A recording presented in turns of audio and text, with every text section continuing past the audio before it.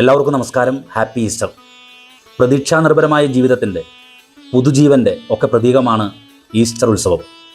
ഇപ്പോൾ നമ്മൾ ദേവാലയങ്കണത്തിലേക്ക് കടന്നു ചെന്ന് കഴിഞ്ഞാൽ പല ദേവാലയങ്ങളിലും ഈ പുനരുത്ഥാന കർമ്മങ്ങൾ നടക്കുന്നതിൻ്റെ അവസാന വട്ടം മിനുക്കുപണിയിലായിരിക്കും.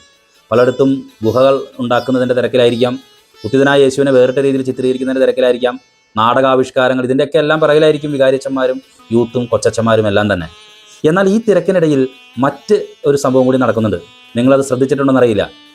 പള്ളിയിലെ ഹാളിലോ ഏതെങ്കിലും സ്ഥലങ്ങളിൽ യൂത്തും അല്ലെങ്കിൽ വീട്ടമ്മമാരൊക്കെ ചേർന്ന് ഈസ്റ്റർ എഗ്ഗ് ഒരുക്കുന്നതിൻ്റെ തിരക്കിലായിരിക്കും.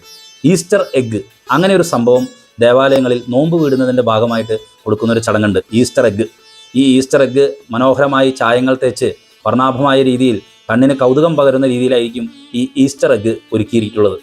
നമ്മുടെ ചാലക്കുടി പട്ടണത്തിലെ തച്ചുടപ്പറമ്പ് ഇടവക ദേവാലയത്തിൽ അവിടുത്തെ യൂത്തും ലഹരിക്കെതിരെ വലിയ സന്ദേശം തീർത്തുകൊണ്ട് ഈ പുതുജീവൻ പകരുന്ന, ലഹരിക്കെതിരെ പുതുജീവൻ എന്ന ആശയം പകർന്നുകൊണ്ടാണ് അവിടുത്തെ യൂത്ത് ഈസ്റ്റർ എഗ്ഗ് ഒരുക്കിയിരിക്കുന്നത്. ഈസ്റ്റർ എഗ്ഗ് ഇപ്പോൾ എല്ലാ ദേവാലയങ്ങളും കൊടുക്കുന്നുണ്ട്. ഇതിനൊരു ചരിത്രമുണ്ട്. ഇതിൻ്റെ ചരിത്രം എന്താണ്? ഇത് ശരിക്കും ഈസ്റ്ററിനോട് ബന്ധപ്പെട്ടാണ് കൊടുക്കുന്നതെന്നാണ് പലപ്പോഴും പലരും വിചാരിച്ചത്. എന്നാൽ അങ്ങനെയല്ല. ഇതൊരു ഈജിപ്ഷ്യൻ സംസ്കാരമാണ്. അതായത് രാജവംശം ഈജിപ്തിൽ തുടങ്ങുന്നതിനേക്കാൾ മുൻപ്, പുരാതന ഈജിപ്ഷ്യൻ സംസ്കാരത്തിൽ 60,000 വർഷങ്ങൾക്ക് മുൻപ് അവിടെ ഈ ഒട്ടകപ്പക്ഷികളുടെ മുട്ട അത് ഈ സ്വർണ്ണത്തിലും വെള്ളിയിലും ഒക്കെ പൊതിഞ്ഞ് സൂക്ഷിക്കുന്ന ഒരു പരിപാടിയുണ്ട്. അത് ഈ മൃതദേഹ സംസ്കാര കർമ്മങ്ങളിൽ ആളുകൾക്ക് ബഹുമാനം നൽകുന്നതിന് വേണ്ടി ഈ മൃതദേഹത്തോടൊപ്പം തന്നെ സംസ്കരിക്കുന്ന ഒരു ചടങ്ങുണ്ട്. എന്നാൽ അതിനുശേഷം പിന്നീട് പല നാഗരികതയിലും ഈ പുതുജീവൻ എന്ന അർത്ഥം വരുന്ന രീതിയിൽ ഈ മുട്ട ഉപയോഗിക്കുന്നൊരു കൺസെപ്റ്റ് വന്നു. ഈസ്റ്റർ എഗ്ഗുമായി ബന്ധപ്പെട്ട ഒരു കൾച്ചർ ആരംഭിക്കുന്നത് പെസഹ അന്ത്യത്താഴ വേളയിലാണ്. ഒരു ജൂത ഉത്സവമാണ് ശരിക്കും പറഞ്ഞാൽ ഈ പെസഹ. ആ പെസഹയിൽ ഒരു വെളുത്ത മുട്ട ഉപയോഗിക്കുന്ന ചടങ്ങുണ്ട്. അതിൽ നിന്നാണ് ഈ ഈസ്റ്റർ എഗ്ഗിൻ്റെ ഉത്ഭവം.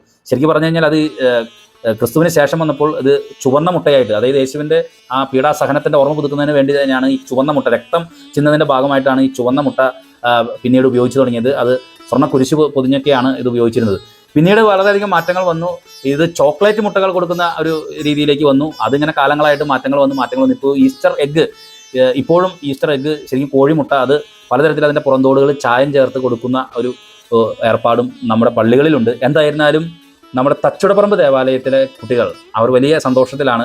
കൂട്ടായ്മകൾ, യൂത്തിൻ്റെ കൂട്ടായ്മകളൊക്കെ നമ്മുടെ ദേവാലയ അങ്കണങ്ങളിലും നാട്ടിൻ പ്രദേശങ്ങളിലും ഒക്കെ നഷ്ടപ്പെട്ടു പോയിക്കൊണ്ടിരിക്കുന്ന ഒരു സാഹചര്യത്തിലാണ് നമ്മുടെ പല ഉത്സവങ്ങളും പല കാര്യങ്ങളും നടന്നുകൊണ്ടിരിക്കുന്നത്. ഇപ്പോൾ തച്ചുടപ്പറമ്പ് ദേവാലയത്തിലെ ഈ ഇടവക യൂത്ത് അവർ ലഹരിക്കെതിരെ, സ്നേഹലഹരി, അവർ ലഹരിയിലാണ്. അത് പുതുജീവൻ്റെ ലഹരിയാണ്. അതാണ് ആ ചായം തേച്ചുകൊണ്ട് ആ ഈസ്റ്റർ എഗ്ഗ് ഒരുക്കിയിരിക്കുന്നത്. അവിടുത്തെ യൂത്തിന് വളരെയധികം അഭിനന്ദനങ്ങൾ. അവിടുത്തെ യൂത്തിന് മാത്രമല്ല, എല്ലാ ദേവാലയങ്ങളിലും ഇപ്പോൾ ഈ സമയത്ത് ഈ വീട്ടമ്മമാരും യൂത്തൊക്കെ ചേർന്ന് ഈസ്റ്റർ എഗ്ഗ് ഒരുക്കുന്നതിൻ്റെ തിരക്കിലായിരിക്കാം. എല്ലാ ഒരുക്കങ്ങളും നടത്തിക്കൊണ്ടിരിക്കുന്നവർക്ക് ഈ പുതുജീവൻ്റെ ഉത്സവമായ ഈസ്റ്ററിൻ്റെ എല്ലാവിധ ആശംസകളും നേരുന്നു. നന്ദി, നമസ്കാരം.